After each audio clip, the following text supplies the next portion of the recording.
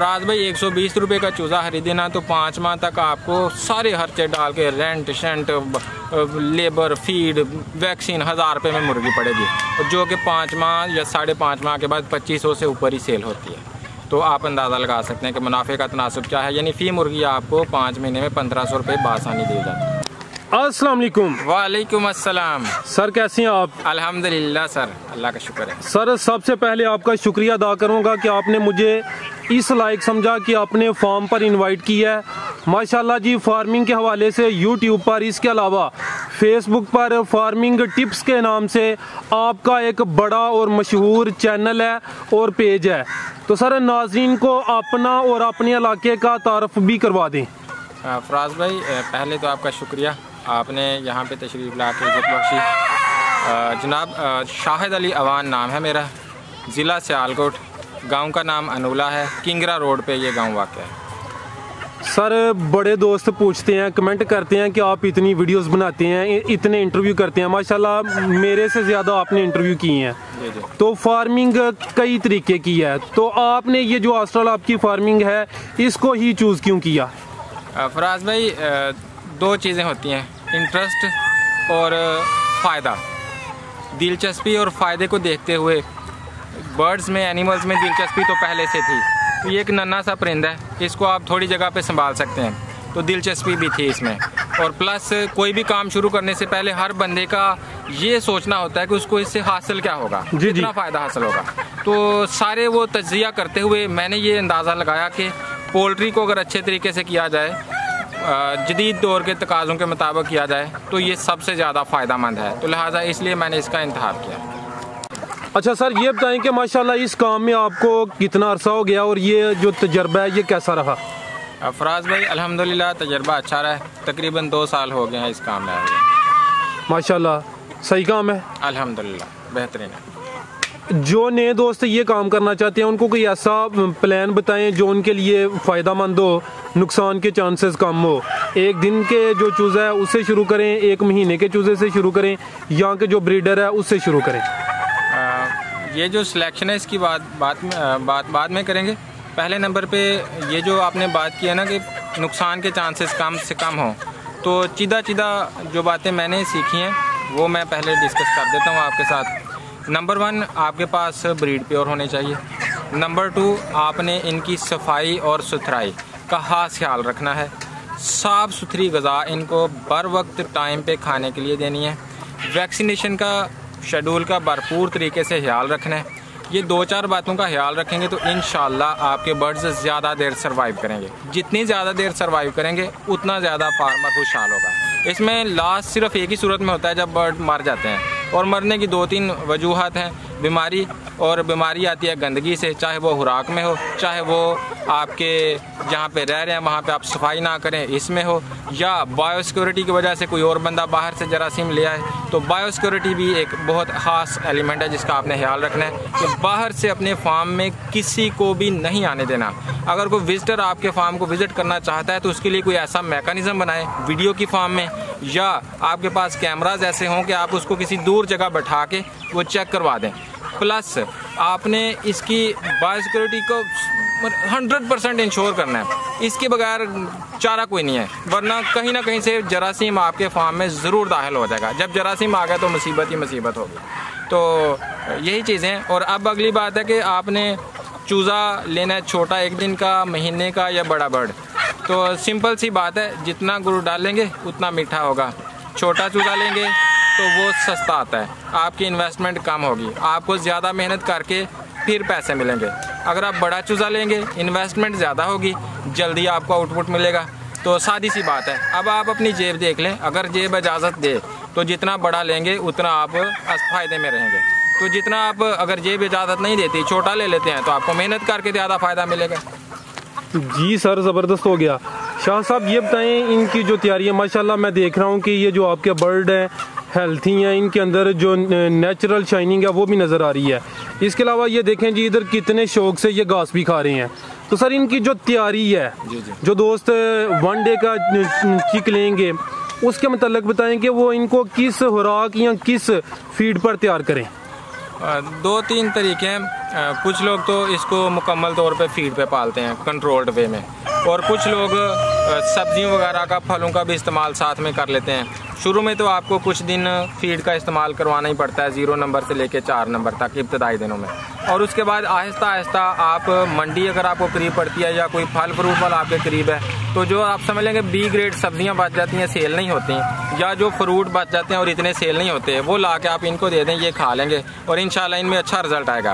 अब B grade से मुराद ये नहीं है कि वो बदबूदार सब्जियां हों या बदबूदार फल हों, इससे मुराद ये है कि जो सेल नहीं हुए और अच्छी हालत में, वो मतलब साफ़ सुथरा आपने इनको खुराक डालनी है, गले सड़े चीज़ें नहीं डालनी है, उनमें जरासीम भी होते हैं, तो वो चीज़ें लेनी है जो आपकी जेब पे भी इतना बोझ ना बने और इनको भी फ़ायदा दें। सब्जियां और फ्रूट इनके लिए इंतहाई फ़ायदेमंद है। इसके साथ साथ अगर आप ग्रीन फूडर जिसमें अल्फाल्फा लूसन है या कोई भी ग्रीन ग्रास जिसमें समझ लें कि ग्रीनरी है, वो आप क्रश करके इनको दे सकते हैं, उससे भी आपके अखराजात कम होंगे और इनकी सेहत अच्छी होगी।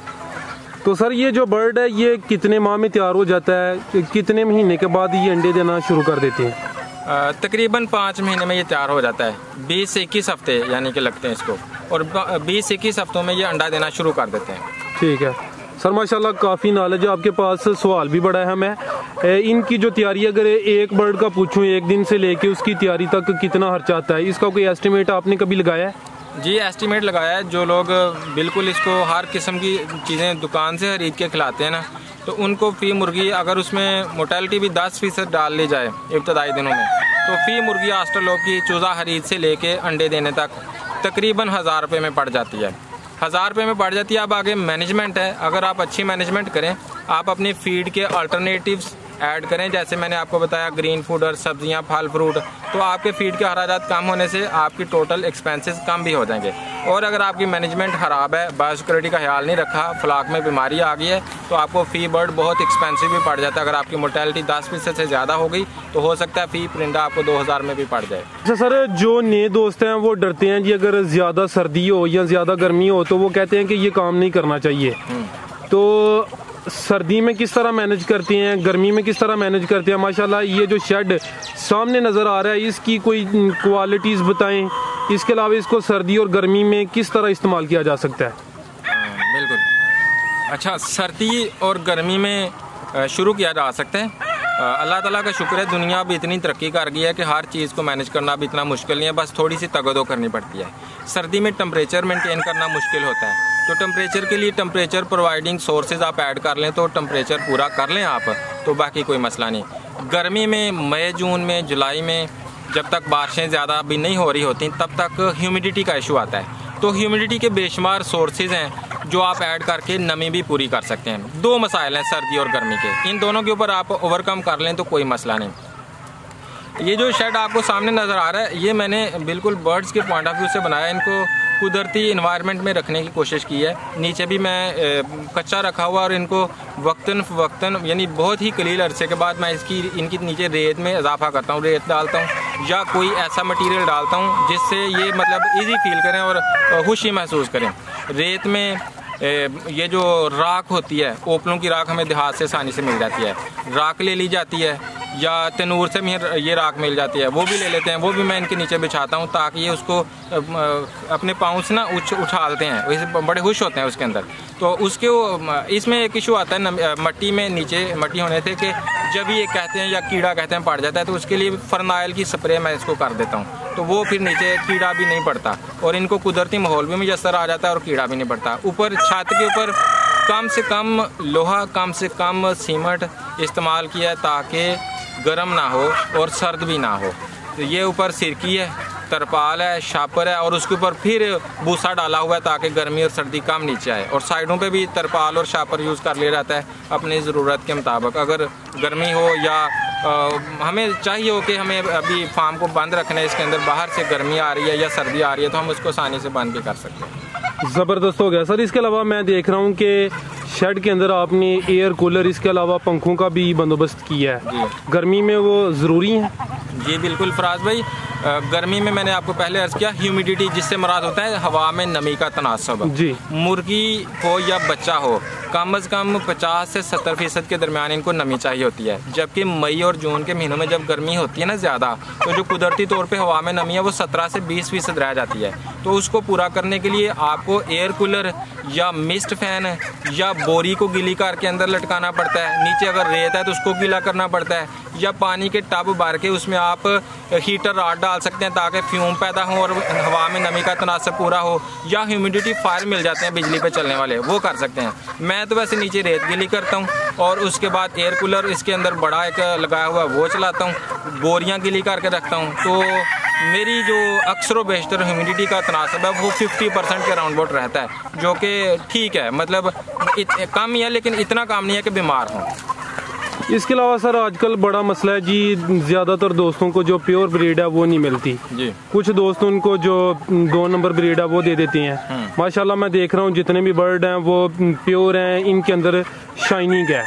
जो प्योर ब्रीड है उसके मतलब कोई चंद एक ऐसी निशानियाँ बताएं ताकि जो नए दोस्त हैं उनको प्योर ब्रीड मिल जाए। जी बिल्कुल फराज भाई, ये ज़्यादातर नहीं, ये सबसे बड़ा मसला ये है कि फ्रॉड साजी बड़ी आम है और 2 नंबर मुर्गी जो है काली मुर्गी के नाम पे सेल कर दी जाती है, जो कि फार्मर के लिए नुकसान का बायस बनती है। फराज भाई नंबर 1 शुरू करते हैं चोंच से।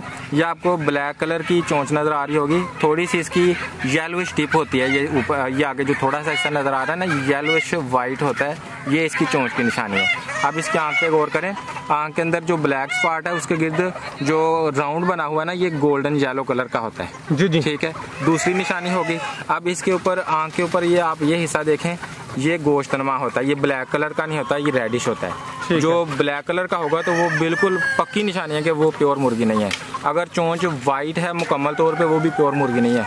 मुकम्मल येलो यानी कंप्लीट येलो चोंच है तो वो भी प्योर नहीं है। अब इसके बाद इसके पार पे देखें, ये आप देखें ये ग्रीनिश शाइन नजर आ रही है आपको, और ये नजर ब्लूइश और ग्रीनिश, ये इसके परों के ऊपर प्योरिटी की निशानी है।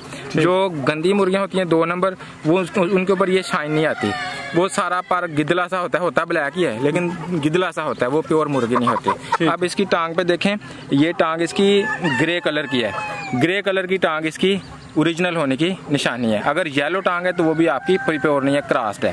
अब इसके नाखून देखें, पंजे के ऊपर वाइट नाखून है जी। ये भी इसकी प्योरिटी की निशानी है। किसी और कलर के नाखून हो तो वो भी इम्प्योर है, क्रॉस की निशानी है। अब पाँव के नीचे वाला इलाका देखें आप कि ये वाइट होता है, ऊपर पंजा ब्लैक है, नीचे उसके वाइट है।